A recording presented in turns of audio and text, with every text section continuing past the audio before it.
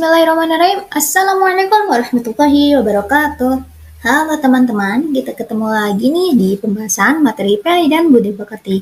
Kali ini kita akan membahas mengenai materi kelas 11 SMA MA SMK Sederajat bab 6 tentang menguatkan kerukunan melalui toleransi dan memelihara kehidupan manusia. Yang pertama kita akan membaca terlebih dahulu Quran Surat Yunus ayat 40 sampai 41. Simak baik-baik bacaannya dan mari kita baca basmalah bersama-sama terlebih dahulu. Bismillahirrahmanirrahim. وَمِنْهُمْ مَنْ يُؤْمِنُ بِهِ وَمِنْهُمْ مَنْ لَا يُؤْمِنُ بِهِ وَرَبُّكَ أَعْلَمُ بِالْمُفْسِدِينَ وَإِنْ كَذَّبُوكَ فَقُلْ لِي عَمَلِي وَلَكُمْ عَمَلُكُمْ أَنْتُمْ بَرِيئُونَ مِمَّا أَعْمَلُ وَأَنَا بَرِيءٌ مِّمَّا تَعْمَلُونَ.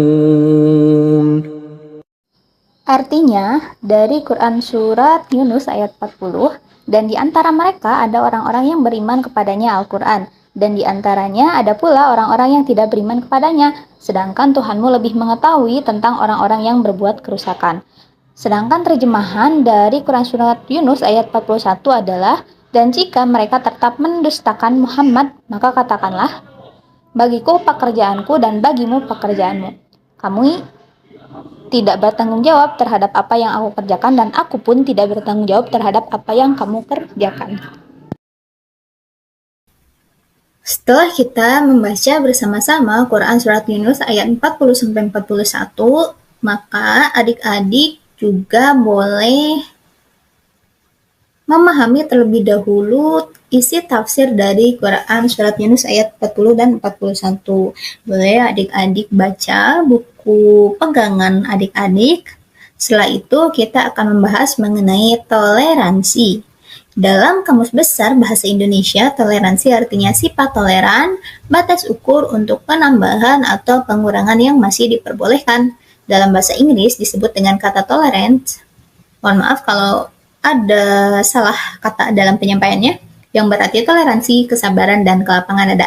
Sedangkan toleransi dalam bahasa Arab sebagai mana dalam Mu'jam Maqayis al-Lughah disebut dengan istilah tasamuh. Kata tasamuh adalah bentukan dari kata samaha yang secara bahasa berarti lembut dan mudah. Kata kunci dari toleransi adalah menghargai orang lain yang berbeda baik pendapat, kepercayaan, kebiasaan, dan sebagainya dengan pendirian sendiri. Orang yang toleran adalah orang yang memiliki kesabaran, kelapangan dada, dan daya tahan. Selanjutnya adalah contoh-contoh sikap toleransi. Yang pertama ada toleransi internal umat Islam dan yang kedua ada toleransi antar umat beragama.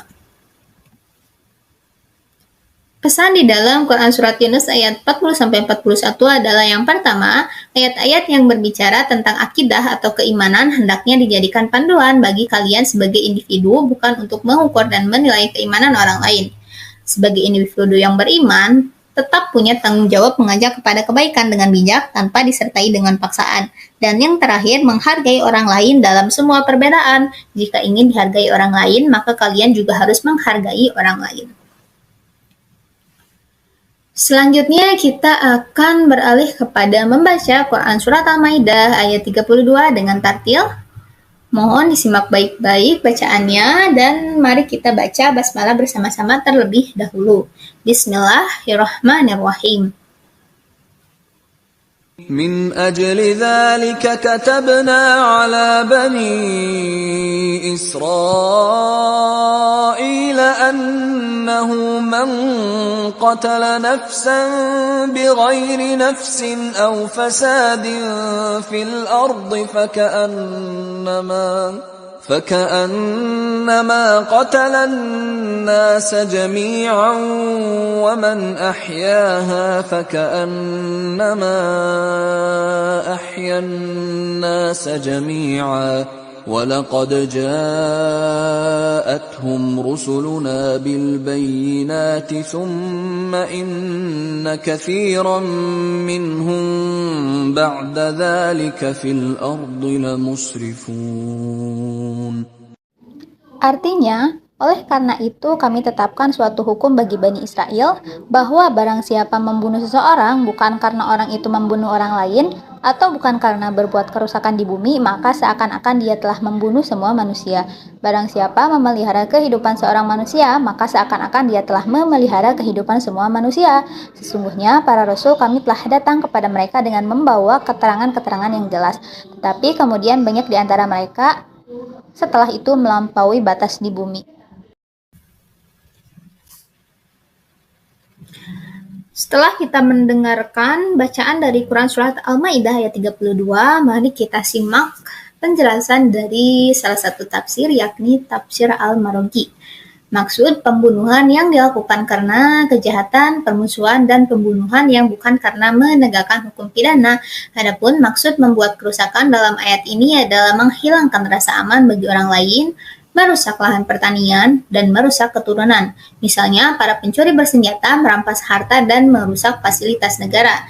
Secara singkat, larangan pembunuhan atau larangan yang ada di dalam ayat tersebut adalah membunuh orang lain tanpa alasan yang dibenarkan agama dan membuat kerusakan di bumi. Keduanya sangat penting dalam mewujudkan persatuan dan jaminan keamanan dalam kehidupan bermasyarakat.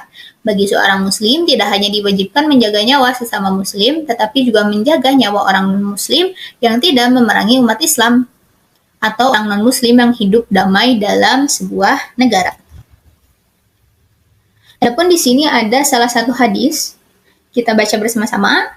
Bismillahirrahmanirrahim. An Abdullah bin Amrin wa anin Nabi sallallahu alaihi wasallam qala man qatala nafsan mu'ahadan lam yarih raihatal jannah wa inna rihaha la yujadu min masirati arba'ina aman. Rawahul Bukhari. Artinya diriwayatkan dari Abdullah bin Amr dari Nabi Muhammad SAW, beliau bersabda, barang siapa yang membunuh mu'ahad, orang non-muslim yang mendapatkan janji jaminan keamanan dari orang muslim, tidak akan dapat mencium harumnya surga, padahal harumnya dapat dicium dari perjalanan 40 tahun. Hadis riwayat Bukhari. Baik, cukup sekian penjelasan kali ini mengenai bab 6 kelas 11. Semoga bermanfaat. Mohon maaf apabila ada kesalahan. Wassalamualaikum warahmatullahi wabarakatuh.